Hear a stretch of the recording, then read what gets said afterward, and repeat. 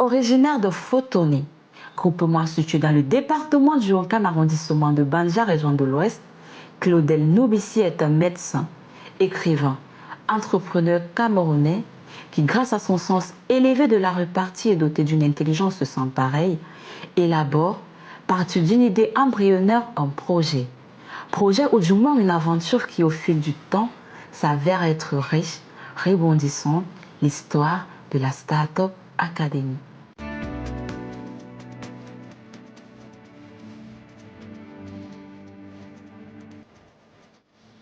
L'idée de la Startup Academy vient d'un constat en réalité. Parce que ce qu'il faut préciser, c'est que j'ai fait des études de médecine à l'Université des Montagnes, c'est à l'ouest du Cameroun. Et après mes études de médecine, notamment en novembre 2014, juste quelques mois après, je décide de lancer un premier projet qui s'appelle SOS Médecins Cameroun. Alors, dans le projet SOS Médecins Cameroun, je m'étais rendu compte qu'en réalité, les jeunes que je rencontrais au quotidien souffraient d'un problème que j'appelle la diplomite dans l'un de mes livres, qui est qualifié comme étant l'infection causée par une abondance de diplômes, mais la plupart des fois sans consistance intellectuelle. Donc, je me rendais compte qu'il y a des jeunes qui n'arrivent pas à trouver un emploi, qui n'arrivent pas à s'insérer sur le plan professionnel et qui ont besoin d'une certaine compétence pour pouvoir le faire. Et je me rendais compte qu'en fait, j'avais cette compétence et j'avais pu l'appliquer dans le projet SOS Médecins. Donc, c'est ainsi qu'en réalité, Startup Academy commence à SOS Médecins. Comme vous allez le découvrir, les premières publications de la Startup Academy sont sur la page Facebook de SOS Médecins Cameroun. Donc, au départ, c'était juste des consultations et des conférences gratuites que j'organisais dans le local de SOS Médecins Cameroun. Je rencontrais des jeunes, je leur partageais mes connaissances. Et c'est ainsi qu'est né dans le projet Startup Academy. Et je me suis dit, pourquoi ne pas le développer davantage? Cette institution sera représentée dans toutes les 10 régions du Cameroun. C'est une institution qui aura des représentations en Afrique et même à l'étranger. C'est d'ailleurs le cas déjà, mais de façon encore beaucoup plus exponentielle. C'est une institution qui fera de façon permanente de la recherche scientifique.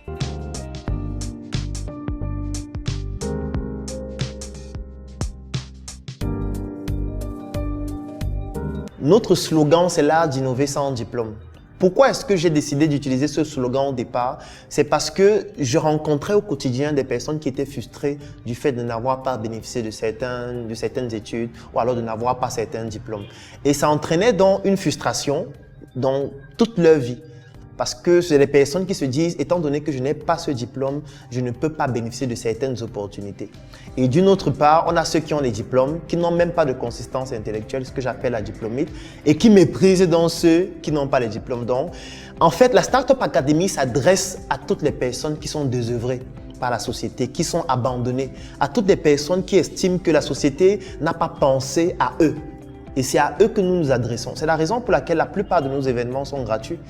Même si pour certains, le projet semble irréalisable, lui par contre, autrefois embryonnaire, ne tardera pas à prendre de l'ampleur, la demande devenant grandissante.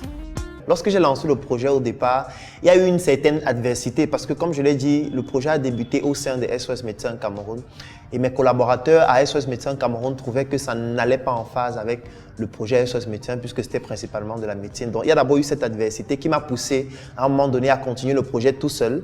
Donc, je faisais le projet seul, j'organisais des conférences dans des hôtels, dans des lieux parfois insolites comme des restaurants. Et à un moment donné, je me suis dit qu'il était question d'aller à un niveau beaucoup plus élevé. Et c'est là où j'ai commencé à rencontrer certaines personnes qui m'ont soutenu dans le projet.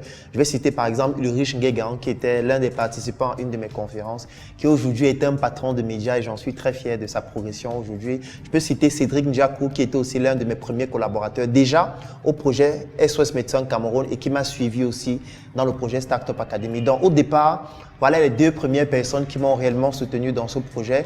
Et par la suite, il y a eu des milliers d'autres personnes qui en réalité, à plus de 80%, étaient des personnes qui assistaient à ces événements et qui à un moment donné se sont dit, on ne veut plus juste assister, on veut aussi soutenir sur le plan intellectuel, sur le plan moral et sur le plan financier. Fondé sur une idéologie assez simple et axée principalement sur la sensibilisation, un nombre de conférences accru, la participation des personnes devenues importantes, l'idéologie première sera très vite modifiée et reposera désormais sur 3 socles, lesquels la sensibilisation, la formation et l'investissement. L'idéologie au départ était vraiment très simple. c'était de partager mes connaissances et c'était surtout de voir comment est-ce que d'autres jeunes peuvent s'en inspirer pour pouvoir eux-mêmes réaliser leurs propres projets, leurs propres rêves. Donc au départ, c'était uniquement cela. C'est avec le temps que l'idéologie a été modifiée et a été adaptée par rapport aux réalités de notre environnement. Parce que lorsque j'ai commencé les conférences gratuites, je me suis rendu compte que les jeunes étaient très intéressés. Ensuite, je suis passé aux conférences payantes pour essayer de voir exactement si la valeur ajoutée que j'apportais était suffisamment pertinente pour que certaines personnes trouvent l'intérêt de donner ou de débourser une certaine somme d'argent pour pouvoir en bénéficier. Et c'est progressivement que l'idéologie s'est donc définie à travers ce que nous appelons le trépied idéologique, c'est-à-dire dans un premier temps de sensibiliser, dans un second temps de former et dans un troisième temps de pouvoir investir dans des projets principalement industriels. Donc l'idéologie de la Startup Academy s'est fondée sur le temps, à travers ce que nous appelons le trépied idéologique, la sensibilisation, la formation et l'investissement dans des projets. Ce qu'il faut savoir, c'est qu'au départ, la Startup Academy était une association. Pourquoi association? Parce que pour moi, je trouvais que c'était le statut juridique le plus simple pour démarrer notre activité. On n'avait pas encore de business model, donc il n'était pas pertinent de créer une entreprise formelle et d'avoir déjà des charges incompressibles sans savoir exactement comment faire pour rentabiliser notre activité. Donc, au départ, on a commencé par une association. Après, nous nous sommes rendus compte que l'association ne suffisait plus afin de pouvoir atteindre nos objectifs et on a directement migré, et ça c'est très récemment, pour pouvoir passer donc à un groupe, c'est-à-dire Startup Academy Group SA, et faire en sorte que l'association devienne un peu comme la responsabilité sociale d'entreprise. Le cadre de travail trouvé, de la convivialité naîtra des réalisations. 5 ans et déjà plusieurs entreprises dans son compteur en termes d'investissement. Les entreprises sur lesquelles nous nous sommes investis déjà à la Startup Academy et qui sont des filiales de la Startup Academy, il y en a plusieurs. Je vais citer quelques-unes.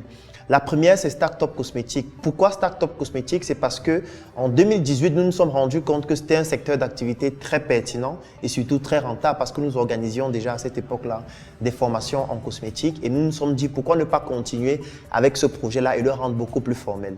Donc, Startup Cosmétique, c'est la première entreprise de la Startup Academy. Ensuite, il y a eu le projet, ou plutôt l'entreprise Startup Color, parce que à ce niveau, nous avons fait le constat en ce qui concerne les craies scolaires. Et nous nous sommes rendus compte que les craies scolaires au Cameroun sont importées. Et pour nous, c'était une aberration qu'un produit aussi trivial que la craie ne soit pas fabriqué au Cameroun. Donc, nous avons décidé de mettre sur pied l'entreprise Startup Color SAS, qui est une société par action simplifiée, où nous avons commencé dans un premier temps à fabriquer de la craie. Ensuite, nous nous sommes intéressés à d'autres produits comme la peinture, comme des sacs aussi, que vous pouvez remarquer à chaque fois que vous venez à la Startup Academy, et beaucoup d'autres produits qui vont naître très bientôt, comme des stylos, des marqueurs et des feutres.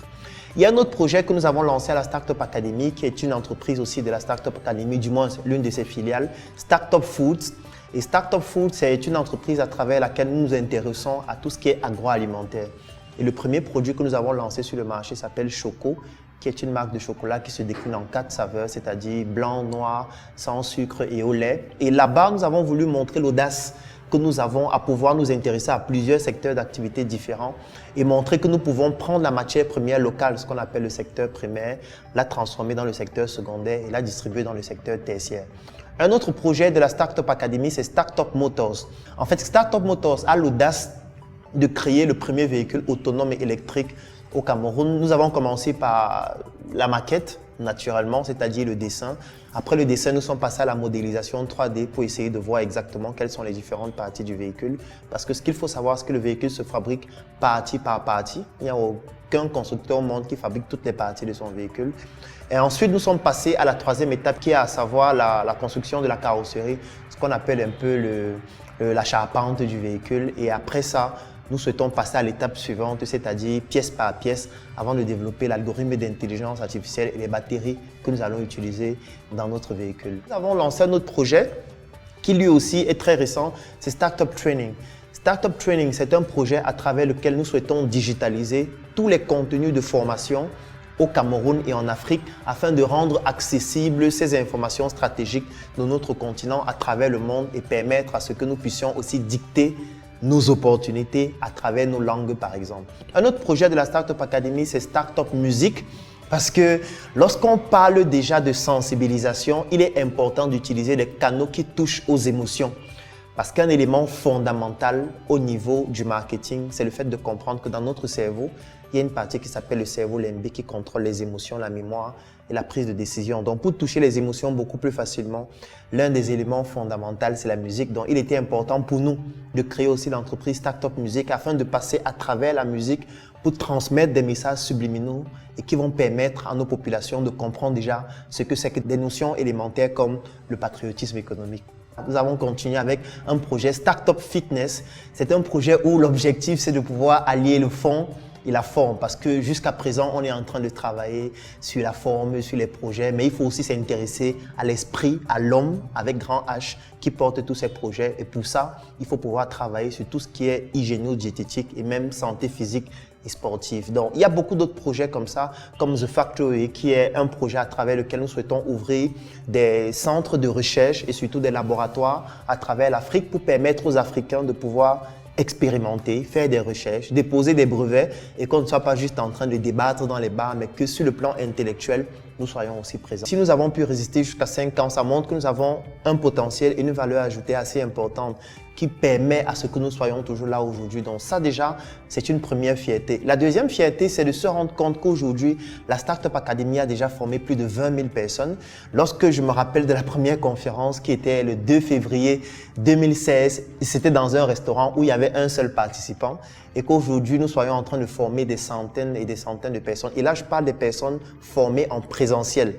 Je ne compte pas les personnes qui nous suivent en ligne et c'est la raison pour laquelle même d'ailleurs dans l'un de mes ouvrages qui s'appelle « Le jeune entrepreneur africain », je le dédicace aux personnes anonymes parce qu'en réalité, les personnes qui nous suivent le plus sont les personnes qu'on ne va certainement jamais rencontrer. Si je regarde juste ma page seulement en ligne, en 2020, elle a été consultée par plus de 70 millions de personnes. Ça, ce n'est que ma page. Je ne parle pas de la page de la Startup Academy, notre chaîne YouTube et tous les autres contenus en ligne que nous avons. Donc, en réalité, c'est un impact qui est très grand et qui se matérialise aussi au niveau des chiffres, qui ne peut rendre que fiers tous les promoteurs de la Startup Academy, toutes les personnes qui se sentent intéressés ou alors qui se sentent concernés par les thématiques ou alors par l'idéologie de la Startup Academy. Tout le monde peut devenir membre de la Startup Academy. D'ailleurs, nous avons des élèves qui sont membres, nous avons des seniors qui sont membres. C'est la raison pour laquelle nous avons aussi créé un projet qui s'appelle Startup Academy Senior où nous nous intéressons aux retraités et aux personnes du 3e âge. Parce que ce qu'il faut savoir, c'est qu'au Cameroun, 80% des personnes qui vont à la retraite décèdent avant 5 ans.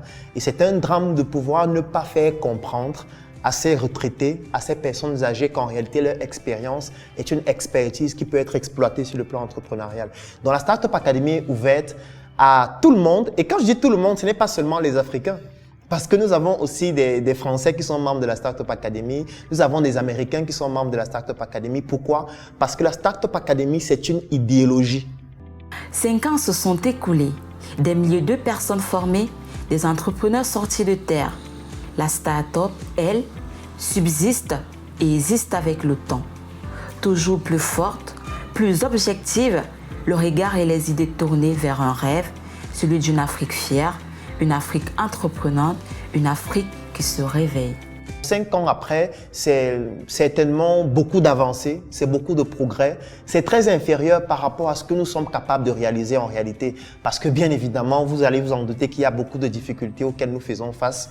Difficultés du fait déjà d'une croissance exponentielle qui nécessite des réaménagements sur le plan stratégique, sur le plan organisationnel. Et comme vous pouvez vous imaginer, l'équipe de la Startup Academy est très jeune et nous avons besoin aussi d'une certaine expertise. Pour le moment, nous ne l'avons pas encore et nous sommes en train de travailler pour pouvoir l'acquérir. Nous sommes en train de passer à SA. Ça nécessite aussi une certaine technologie sur le plan fiscal, sur le plan juridique, sur le plan organisationnel. Donc, c'est toutes ces failles que nous sommes en train de corriger actuellement afin de pouvoir produire dans les années à venir quelque chose qui pourra rendre fier l'Afrique et le monde. Ma vision pour la Startup Academy, déjà dans un premier temps, c'est de faire en sorte que à la fin de nos vies humaines, que l'activité puisse perdurer éternellement. Ça, c'est la première chose parce que ce serait dommage que nous, les promoteurs, ou nous, les membres actuellement, ou nous, les acteurs actuellement, après notre passage sur ce qu'on appelle la Terre, que l'activité ou alors que l'aventure puisse s'arrêter. Donc ça, c'est déjà mon premier vœu parce qu'on n'a pas le choix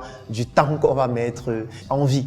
Alors la deuxième chose, ou plutôt la deuxième vision que j'ai sur le long terme, c'est que la Startup Academy puisse se retrouver dans les plupart, ou plutôt dans la plupart des pays stratégiques en Afrique et que ce soit une institution à travers laquelle nous allons retrouver des écoles qui repensent la société différemment, des sociétés financières qui peuvent investir dans des secteurs d'activité stratégiques à travers le monde et que cette école nouvelle en termes d'idéologie puisse impulser un nouvel élan à l'Afrique et que ça puisse permettre à l'Afrique de pouvoir restaurer ses valeurs nobles et prestigieuses de l'époque qui ont été perdues en fait par la colonisation, par la néocolonisation, mais qu'aujourd'hui, des jeunes fiers de l'être et surtout fiers d'être africains, avec tout ce que cela comporte sur le plan de la culture, puissent pouvoir s'autoriser de parler avec autorité ainsi que sur le plan économique aux yeux du monde. Une aventure qui, l'on l'espère, sera transmise aux générations futures. 5 ans d'idées, 5 ans de projets, 5 ans de réalisation, le rêve embryonnaire s'étend. Le rêve de la Start-up Academy.